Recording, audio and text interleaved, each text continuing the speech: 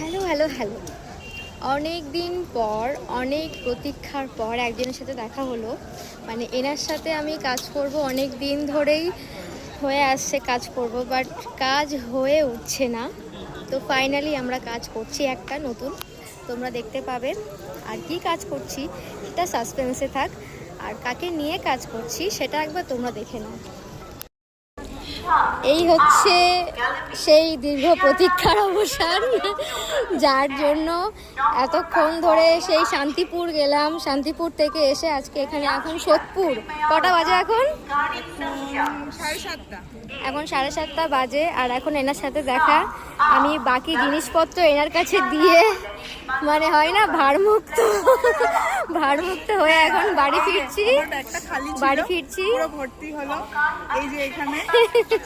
এই যে এখানে কিছু আছে, ব্যাগে কিছু আছে।